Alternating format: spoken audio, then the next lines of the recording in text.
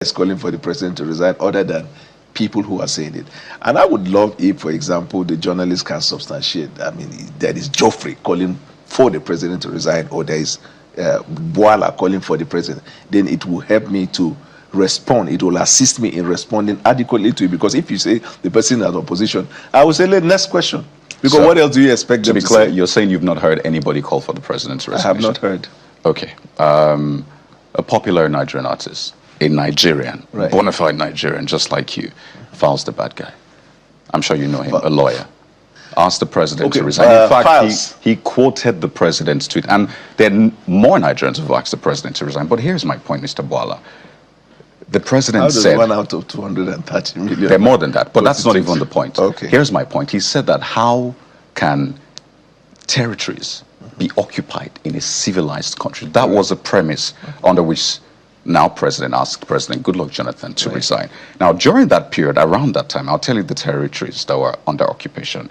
You're from Borno State. Yes. So you're well aware that major part of Borno was under occupation. And none is under occupation at the moment. Chibok and the rest. All we had was terrorism to deal with then. Right. But today, Mr. Bwala, I'll tell you the states that are under occupation. Not just areas in the state. Now, areas within different states. We have Zamfara State. Areas and territories in Zamfara State, the forests under occupation. Katsina, Kaduna, I'm coming, Kebbi, Sokoto, even in Benue, Plateau, Niger State, Kwara State, Mr. All Bwala, these places I am getting there. Okay. The FCT.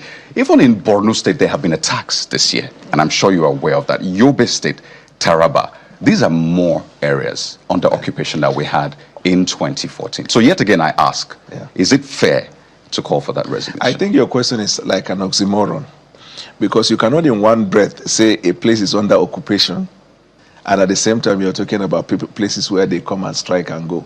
If you talk about occupation, like in the case of the past you mentioned, they were actually in control of the local government. They were collecting tax. They were running the administration of the local government. That's occupation. When people come and attack and go, it cannot be classified as occupation under any description, right? But I'll proceed further to answer the question of whether the president should resign or not. You see, being confronted with a problem is not a problem. When you lack solution to solving a problem, then you have a problem. Because in life, there is no part of this planet where there are no security situations. I was telling my guys in BBC, I said the crime rate in the United States is more than the crime rate in Nigeria. And when I said that in Arise, my friend Charles Anagolo said, but the difference is that in Nigeria, it is the case of homicide or be dead, in the other one. I said, but criminal, crime are prosecuted in court. So whether it is death penalty or you go to prison and stay for 1 week, it is crime. Now, in England, they are calling for Keir Starmer to resign. People in a democratic society have a right to say what they say. But the next thing is, you back it up. If you believe when you are calling for the president to resign, it's a legit call, then begin the process. Otherwise, it will be laziness on the part of government to be concerned about individuals exercising right of expression. So was it legit then to ask President Goodluck Jonathan to resign? And I will tell you the distinction. So that I can then? No, I will solve the problem of this question. It's a yes or no question, Mr. Bwala. I'm coming now. Cambia. In the days of Jonathan, they didn't have an idea of the solution. Why did I say that? They were in denial about the fact that there were Chibok girls kidnapped. No, Ashwaji Bola Tinubu then asked him to resign in November. Yes, so what I'm saying... Months after the abduction. In fact, at that time, they had contracted, they had mercenaries who were clearing out those areas. And I'm sure you're from Borno State, so you're aware of this thing. Yes. So it's different. But do you get what I'm saying? So first, I'm saying you're calling was it legitimate for him to call, or was it fair for him to call for him to resign? When the president then, as Ashwaji Bola Tinubu called for the resignation, it was a legit call. Why? So is it legit? Is it legit now? There cannot be a good conversation without giving the right of answer. I thought you answered. You said no, it was legit. I have not. No, you have actually. You said there was a legitimate call. Okay, you want this kind of short answer? Okay, then it was a legit call. Now it is not legit. It's not legit. Next question. So why is it? Hello, everyone. I'm sure you just listened to that video. It's just so laughable. And when you see people trying to justify what is not justifiable, it's unbelievable. But hey, like they say, school fees no go pay himself. And people will do whatever it is that need to be done for whatever it is that they want to have. And I would always say, I pray and may God not let our bills be more than our integrity. It's just crazy when you see all of this defense going on. So it was legit for Bola Ahmed Tinubu to call for the resignation of a legally, legitimately, you know, elected president. But then it's not legit for him, for Bola Ahmed Tinubu, who illegitimately got himself rigged the election and got himself sworn into office, not to be asked to resign. It's just one thing. And when people want to be clever by half, whatever it is that they say, they will justify it and think that, oh, they're actually making the sense that they think they are making. But anyways, it is what it is. And people like this, they know how to grovel and how to explain everything, as long as the children's school fees are being paid, of course.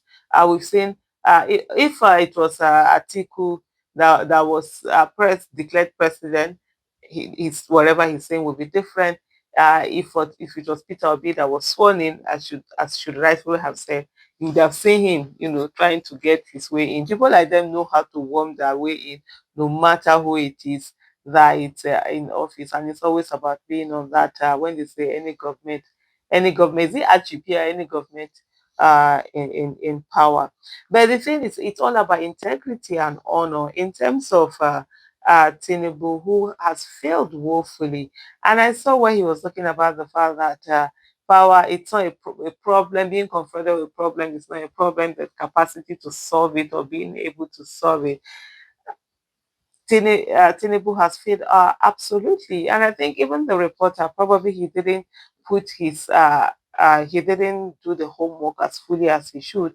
There are lots of places in this local government, in the states that he mentioned, local governments are occupied by terrorists. Even when he was saying that, oh, occupy is different from when you attack, that when you have an occupy, that means that they are paying taxes to the terrorists, they are collecting, they are having their government. That's exactly what is happening in a lot of parts of where he had mentioned. But I think he didn't follow up on that. He should have followed up on that with Daniel Bwala to say that, hey, look, taxes are being paid. People have left these places. Terrorists are the ones who are in charge, who are in control of these places, and they have established government. Even the fact that even what we see right now, where terrorists are the ones coming in for peace deals. They are doing show of force. Meanwhile, our own forces are looking somehow. There was even something I heard yesterday where there was a particular, at an event somebody was saying there was a particular event that they went to. The terrorists gave condition that they had killed.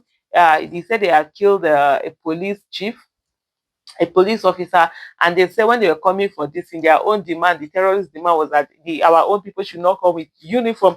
And then they came in wearing their whatever, and one of them was wearing the uniform of the slain police officer. So that tells you who is in control. You see them, our own people, governors and whatever, are going there to beg them to do all of that. There is more failure now than ever. If there's anybody that it is legit that person should be asked to resign, who is someone that wasn't supposed to be there in the first place, it is Tinubu. He should be writing a message to himself to resign. He should even be resigning. Just imagine who was his defense minister that they are just letting out to come in.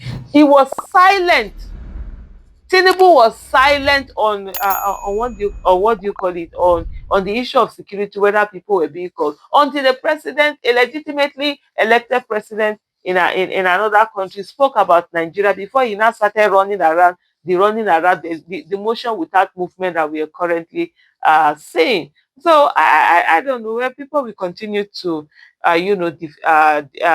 defend themselves. People will continue to deceive themselves and say all manner of things. But one thing that I know for sure for me is the fact that Nigeria, it is done by Turn Nigeria Limited, and Nigeria has capacity to deal with anyone. Do whatever you want to do, justify whatever nonsense you want to do. Nigeria is waiting for all of us, and we are all victims waiting to happen. Thank you so much for watching. Bye.